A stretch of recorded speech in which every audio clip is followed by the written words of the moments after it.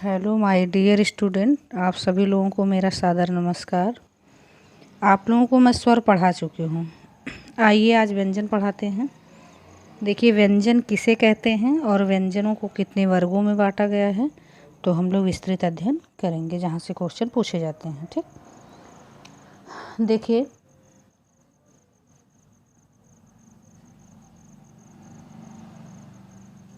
व्यंजन, आज हम लोग क्या पढ़ेंगे? व्यंजन। व्यंजन किसे कहते हैं? जिन वर्णों के उच्चारण में स्वरों की सहायता लेनी पड़ती है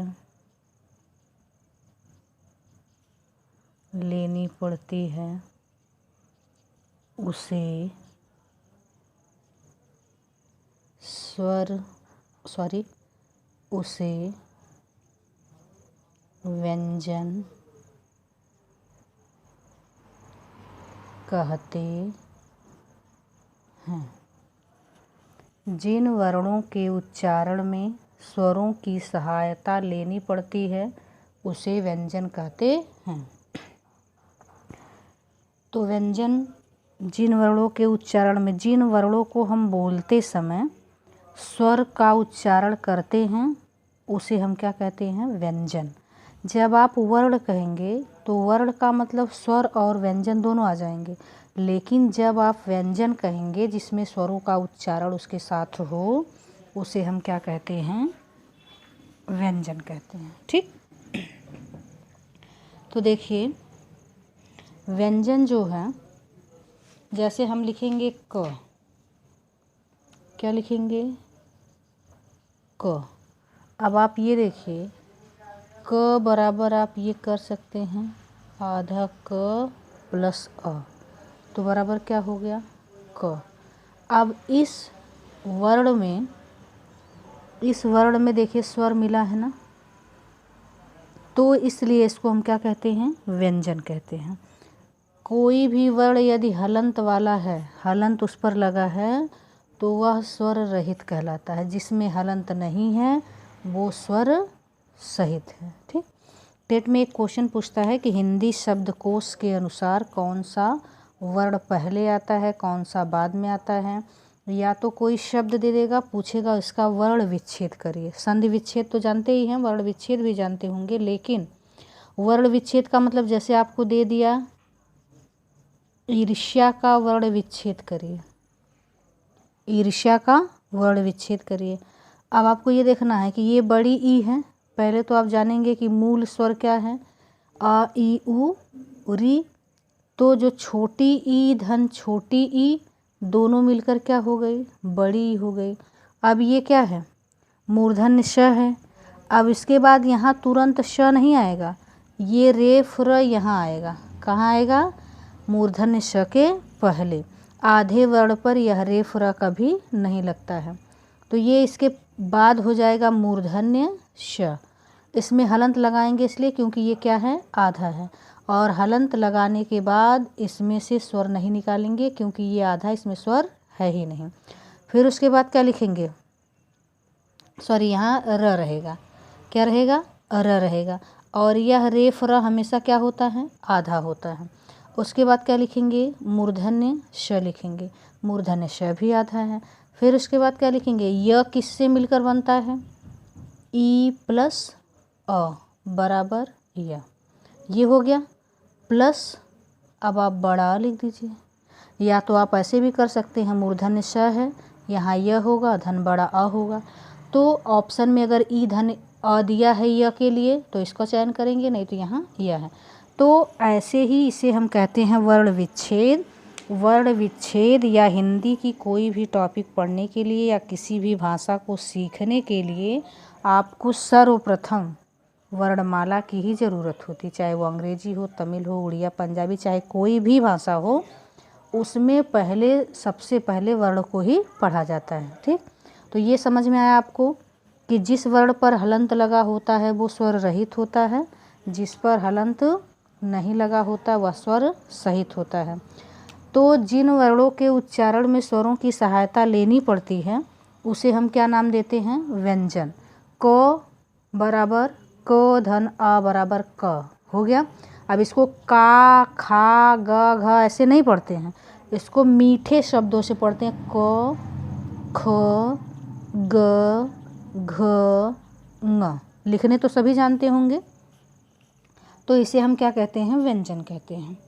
आइए देखते हैं कि मूलतः हिंदी में कितने वर्ण हैं। तो मूलतः हिंदी में, वैसे आप कह लीजिए मानक हिंदी में जो जो वर्ण माने गए हैं वो कितने वर्ण हैं? 45। कितने हैं? 45। 10 स्वर है आपका और 35 व्यंजन हैं। अब आप ये देखिए, कोई कोई व्याकरण जो है, मार्कर चल नहीं रहा है, थोड़ी प्रॉब्लम हो गई है। देखिए 10 स्वर है और 35 व्यंजन है, तो 35 10 कितना हो गया? 45। तो ये आपका 45 वर्ण हो गया। अब आपको ये दिमाग में आया होगा कि देवनागरी लिपि में तो 11 स्वर है, लेकिन यहाँ 10 क्यों लिखे हैं? तो जो री है, आप संधि पढ़ाते समय आपको बताया जाएगा कि जो री है, ये जब आप गुण संधि पढ़ेंगे तो उसमें जो अर होता है तो वो र होता है, और अर को देखेंगे आप री धन अ, इससे बन गया आपका यण संधि में र, और अ धन री तब बन गया आपका अर। इस अर का मतलब हो गया रेव र। इसलिए री को, ये र एक व्यंजन है, इसलिए मानक हिंदी में री को स्वर में नहीं गिना जाता है। अगर ऐसा क्वेश्चन पूछे तो आप लोग इससे बेफिक्र रहिए। ठीक, और पूरे वर्णमाला में कुल वर्णों की संख्या कितनी होती है? 52 होती है। 52 वर्णों की संख्या हम कैसे जानते हैं? तो अंग अह को पहले ले लेते हैं। देखिए अब इसमें अंग अह को हम अयोग वाह कहकर न छोड़ेंगे। 13 स्वर हो गए और 35 व्यंजन हो गए। उसके बाद 4 संयुक्त व्यंजन हो गए।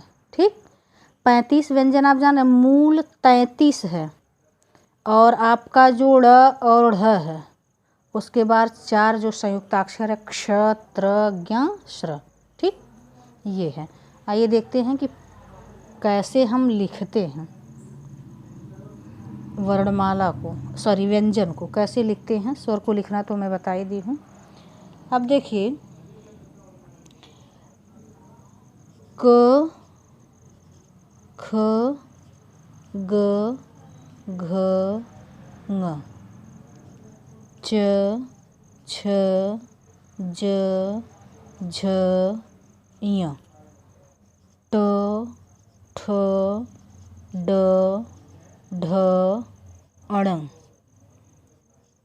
त, थ, द, ध, न, प, फ, ब, भ, म, य, र, ल, व, श, मूर्धन्य श, दंत स, ह, क्ष, त्र, ज्ञ, श्र,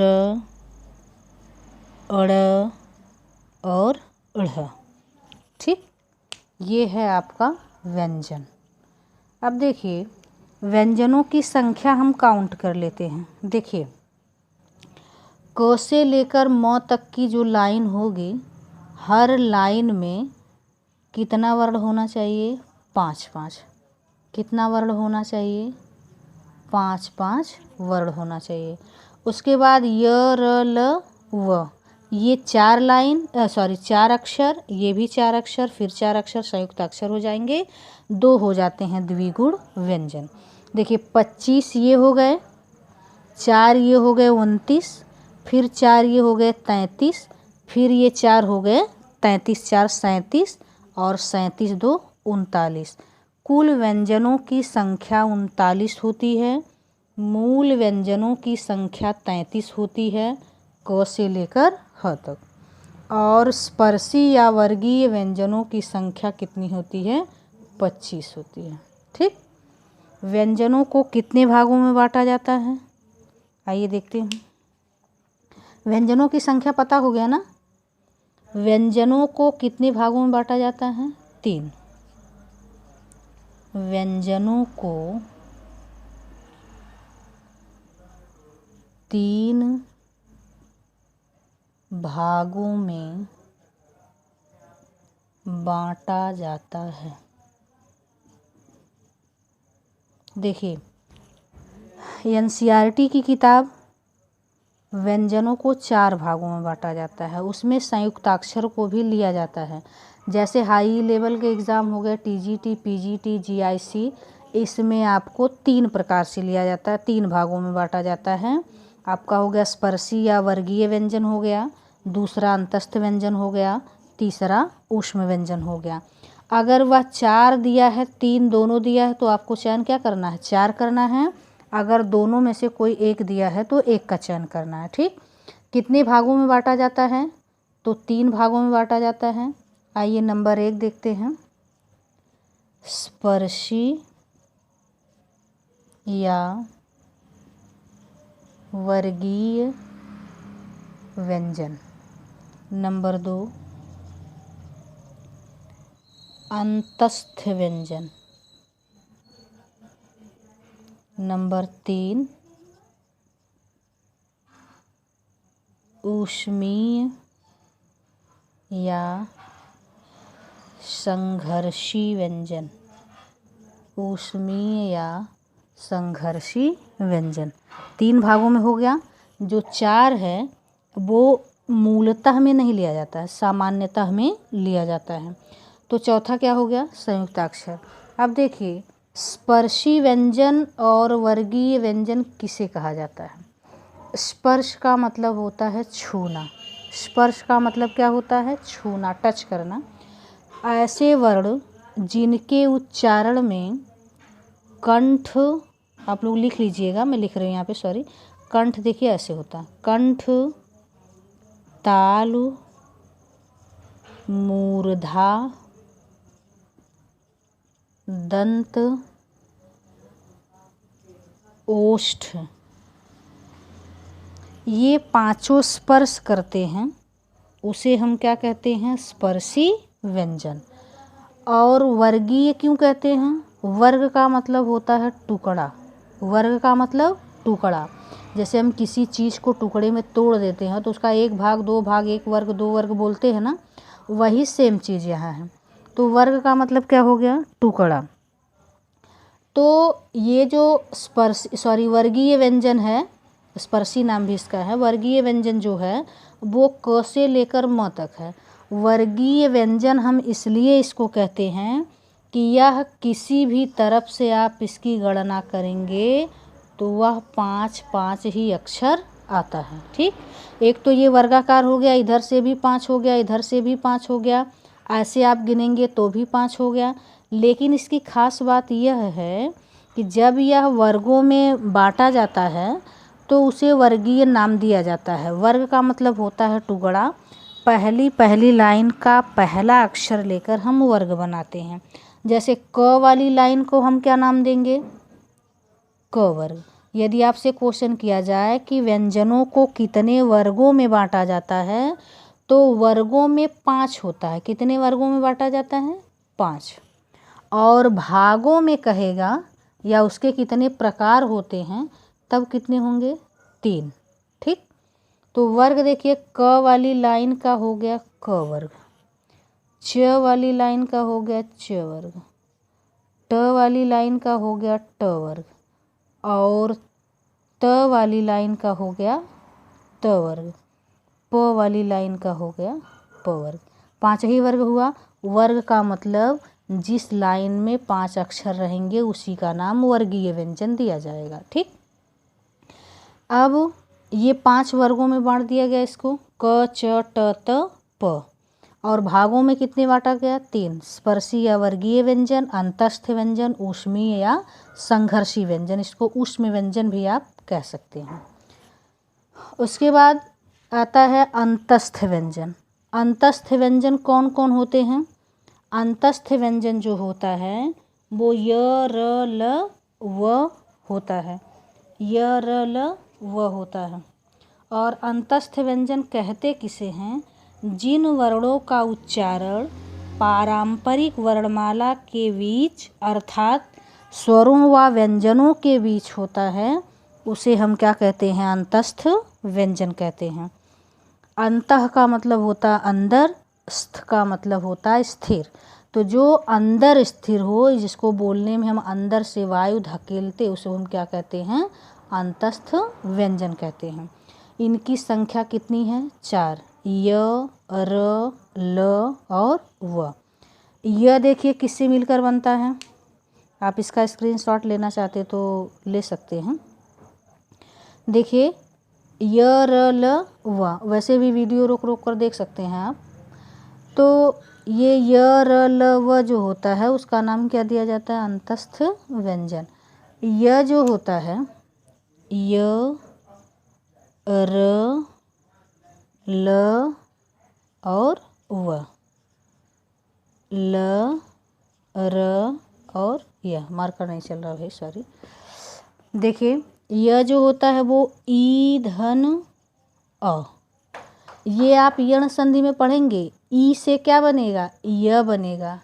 ई में अ मिला तो य बना। अब र जो होता है ये क्या होता है? प्रकंपित या लुंठित होता। अभी बता रहे हैं कि उच्चारण के आधार पर इसे क्या नाम दिया जाता है। और ये व जो होता है वो ऊ धन अ बराबर व। ये दोनों का नाम अर्धस्वर होता है। क्यों? क्योंकि ये दोनों, ये य और व दो स्वरों से मिलकर बने होते हैं। उच्चारण के आधार पर र को प्रकंपित या लुंठित कहा जाता है। उच्चारण के आधार पर ल को पार्श्विक कहा जाता है। पार्श्व का मतलब होता है बगल में। तो पार्श्विक ल का उच्चारण जब भी आप करेंगे तो जीभ जो है वो टच होती है दांत में, और उस जीभ जब दांत में टच होती है तो उसके अगल बगल हल्की वायु निकलती है, इसलिए उसका नाम क्या दिया गया? पार्श्विक। और इन दोनों को क्या कहते हैं? य व को अर्धस्वर। संस्कृत भाषा में हम पढ़ेंगे य व र ल, और इसमें क्या पढ़ते हैं? य र ल व हिंदी में। ठीक। तो अंतस्थ व्यंजनों की संख्या कितनी है? 4। आइए अब ऊष्म व्यंजन देखते हैं। ऊष्म व्यंजन किसे कहते हैं? ऊष्मा का मतलब होता है गर्मी। ऊष्मा का मतलब क्या होता है? गर्मी। देखिए ऊष्मा, ऊष्मा का मतलब क्या होता है? गर्मी। इसको आप ऊष्मीय या संघर्षी व्यंजन भी कह सकते हैं। संघर्ष का मतलब होता है घर्षण या रगड़ना, संघर्ष या लड़ाई। तो ऊष्मा का मतलब होता है गर्मी। ऐसा व्यंजन या ऐसा वर्ण जिसके, ऐसा व्यंजन जिसके उच्चारण में मुख में, उसका उच्चारण करते समय मुख में घर्षण पैदा हो, रगड़ हो, कंपन हो, उसे हम क्या कहते हैं? ऊष्मीय व्यंजन कहते हैं। ये ऊष्मीय या संघर्षी व्यंजन कहते हैं।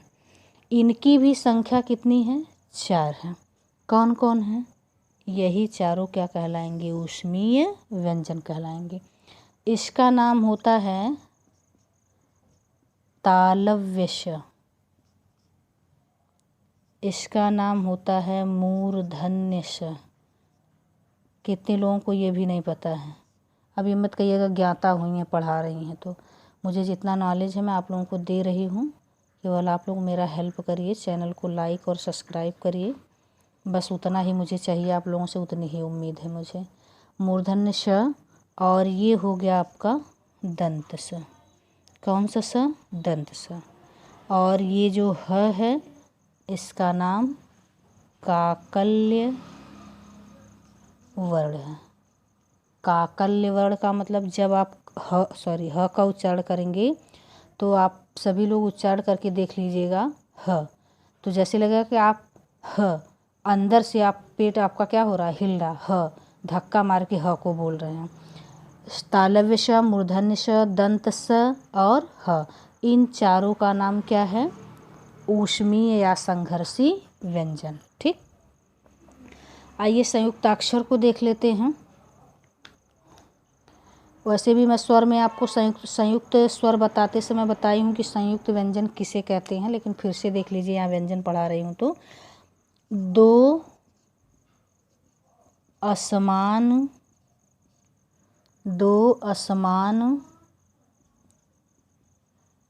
व्यंजनों के मेल से बनने वाले व्यंजन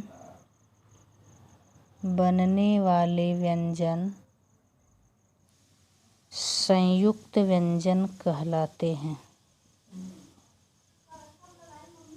संयुक्त व्यंजन कहलाते हैं। ठीक, इनकी भी संख्या कितनी है संयुक्त व्यंजनों की, 4, क्ष, त्र, ज्ञ और श्र। देखिए क्ष, त्र, ज्ञ और श्र। ठीक, क्ष किससे मिलकर बनता है, क प्लस श। त्र किससे मिलकर बनता है, त प्लस र। ज्ञ किससे मिलकर बनता है, या संस्कृत भाषा में ज्ञ को ज्ञ पढ़ा जाता है, तो ज धन य बराबर ज्ञ, और हम लोग ऐसे उच्चारण में करने में कहते हैं ज्ञ। श्र, ये आपका तालव्य श और ये र।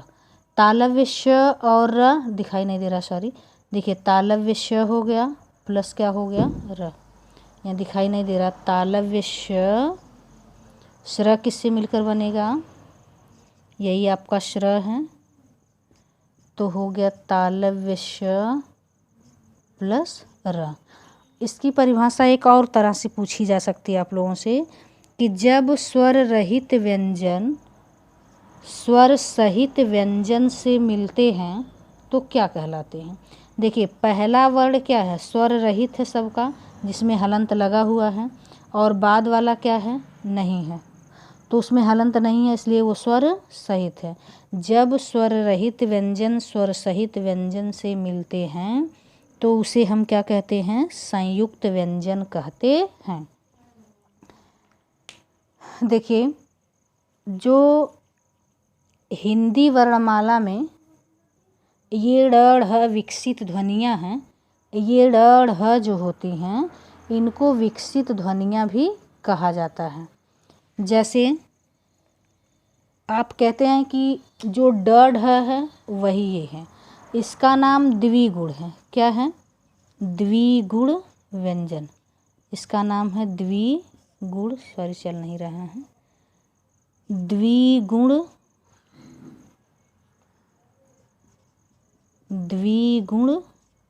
व्यंजन। ठीक, द्विगुण व्यंजन किसे कहते हैं, द्वि या द्वे या द, इन तीनों का मतलब होता है दो, जिसमें दो गुण पाए जाते हैं उसे हम द्विगुण कहते हैं। तो इस व्यंजन में दो गुण पाए जाते हैं, ड ढ और ये ड़ ढ़। देखिए ड जो होता है और ढ जो होता है, ड से डमरू, ढ से ढक्कन। अब इसके नीचे बिंदु लगा दिए तो ये ड़ होगा, जैसे वह गिर पड़ा, वह पढ़ रहा है या वह पढ़ चुका, तो बिंदु लगा दिए तो ढ हो गया, बिना बिंदु के क्या हो गया, ढ हो गया ढक्कन, और ये ड से डमरू, ये हो गया अड़, पढ़ा पढ़ा। ठीक, तो इसलिए इसका नाम क्या दिया गया, द्विगुण, और इसका एक और नाम है उत्क्षिप्त। क्या नाम है, उत्क्षिप्त, और इसका नाम तल बिंदु भी है। तल मतलब नीचे, बिंदु मतलब बिंदु, जो ये नीचे बिंदु लगा है इसलिए इसका नाम क्या है, तल बिंदु है। यह अपना दो गुण दर्शाता, आप किसी भी व्यंजन के नीचे बिंदु लगाएंगे तो वह अपना और कोई रूप प्रदर्शित नहीं करेगा। लेकिन ल, ड, ढ ऐसा है जिसके नीचे बिंदु लगने से वह अपना दूसरा रूप देने लगता है, जिसका नाम अड़, अढ़ होता है। ठीक, ये आपके व्यंजन हैं। उसके बाद व्यंजनों का जो आपका आगत व्यंजन बचा है, स्वरों का उच्चारण बचा है, व्यंजनों का उच्चारण बचा है, इसको मैं आप लोगों को अगली वीडियो में पढ़ाऊंगी। तब तक के लिए धन्यवाद। जय हिंद। चैनल को लाइक करिएगा और सब्सक्राइब करिएगा। ठीक।